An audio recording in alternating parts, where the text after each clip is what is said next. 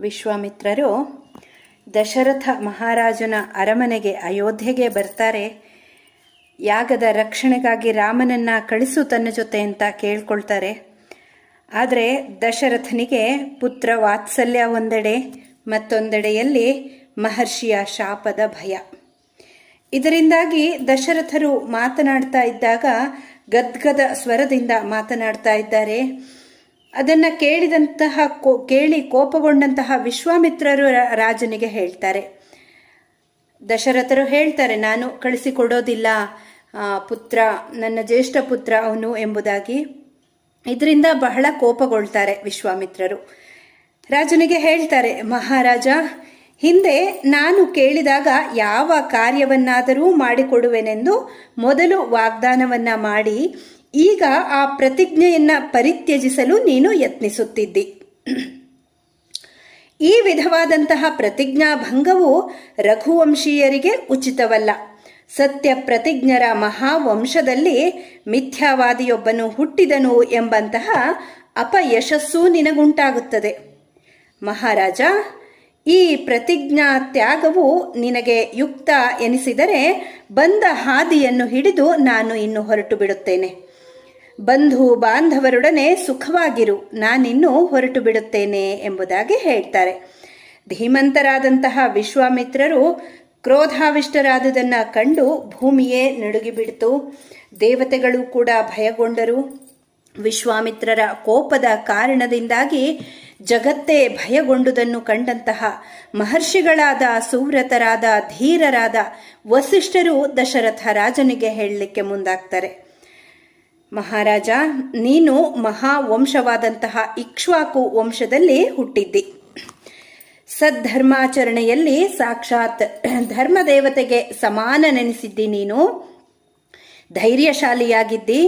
ಅಷ್ಟೇ ಅಲ್ಲದೆ ಸತ್ಯ ಸಂಕಲ್ಪನಾಗಿದ್ದಿ. ಸಕಲ ಸಂಪತ್ತುಗಳಿಂದಲೂ ಕೂಡಿದ್ದಿ. ಇಂತಹ ನೀನು ಇಂದು ಪ್ರತಿಜ್ಞಾವಚನ ಭಂಗ ಎಂಬಂತಹ ಅಧರ್ಮ ಕಾರ್ಯವನ್ನ ಮಾಡಿ ನಿನ್ನ ಸ್ವಭಾವಜನ್ಯವಾದಂತಹ ಧರ್ಮನಿಷ್ಠೆಯನ್ನು ಪರಿತ್ಯಜಿಸಬೇಡ. 3 ಲೋಕಗಳಲ್ಲಿಯೂ ರಘುಕುಲೋತ್ಪನ್ನವನಾದಂತಹ ದಶರಥನು ಧರ್ಮಾತ್ಮ ಎಂಬುದಾಗಿ ವಿಖ್ಯಾತವಾಗಿದೆ. ಸತ್ಯವಾಕ್ಯ ಪರಿಪಾಲನೆಂಬಂತಹ ಆ ಧರ್ಮವನ್ನು ನೀನು ಪರಿಪಾಲಿಸು. ಈ ಅಧರ್ಮದ ಭಾರವನ್ನು ತಲೆಯ ಮೇಲೆ ನೀನು ಹೊತ್ತುಕೊಳ್ಳಬೇಡ. ಸಂಶ್ರುತ್ಯೈವಂ ಕರಿಷ್ಯಾಮೀತಿ ಅಕುರ್ವಾಣಸ್ಯ ರಾಘವ ಇಷ್ಟಾಪೂರ್ತವಧೋ ಭೂಯಾತ್ ತಸ್ಮಾದ್ ರಾಮಂ ವಿಸರ್ಜಯ.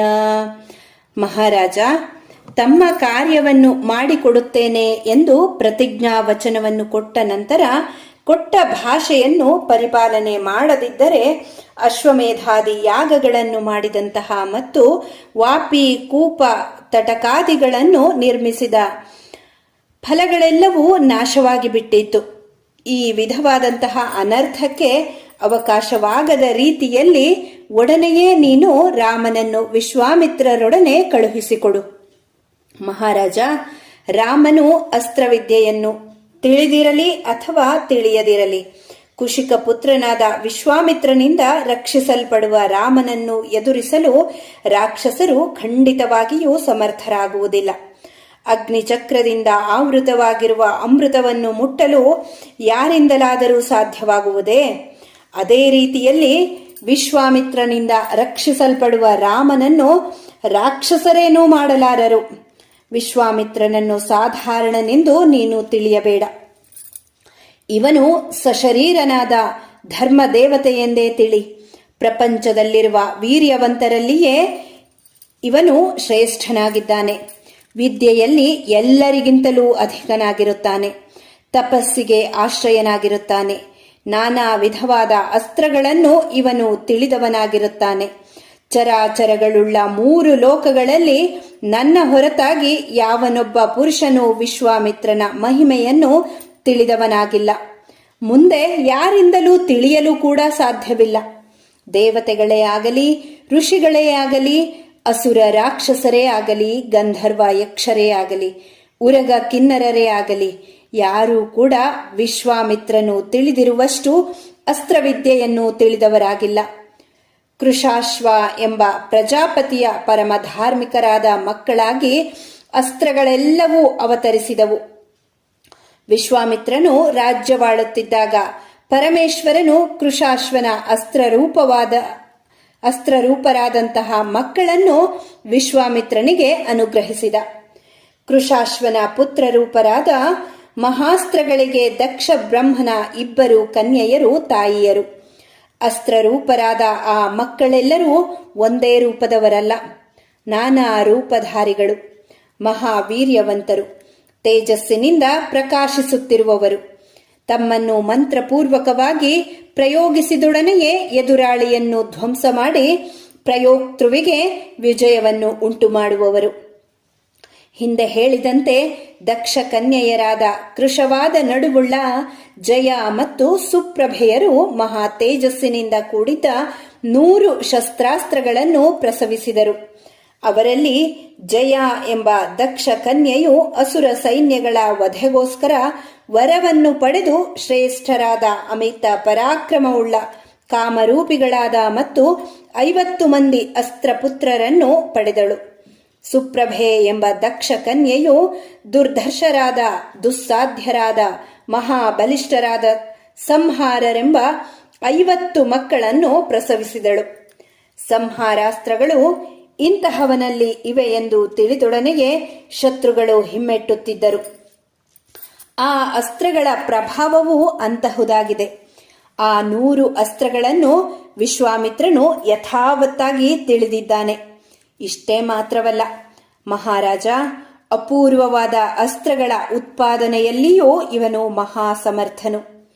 ರಘುಕುಲಾವತಂಸನೇ, ನಾನು ಮೇಲೆ ಹೇಳಿದಂತೆ ಋಷಿಗಳಲ್ಲಿ ಅಗ್ರಗಣ್ಯನಾದ ಧರ್ಮಜ್ಞನಾದ ಮಹಾತ್ಮನಾದ ವಿಶ್ವಾಮಿತ್ರನಿಗೆ ಭೂತ ಭವಿಷ್ಯತ್ ವರ್ತಮಾನಗಳೆಲ್ಲವೂ ಪೂರ್ಣವಾಗಿ ತಿಳಿದಿವೆ. ಇವನು ತ್ರಿಕಾಲಜ್ಞಾನಿ. ಇವನಿಗೆ ತಿಳಿಯದ ವಿಷಯವೇ ಇಲ್ಲ. ಮಹಾ ತಪಸ್ವಿಯಾದ ವಿಶ್ವಾಮಿತ್ರನು ಈ ವಿಧವಾದ ವೀರ್ಯ ಸಂಪತ್ತಿನಿಂದ ಕೂಡಿರುವನು.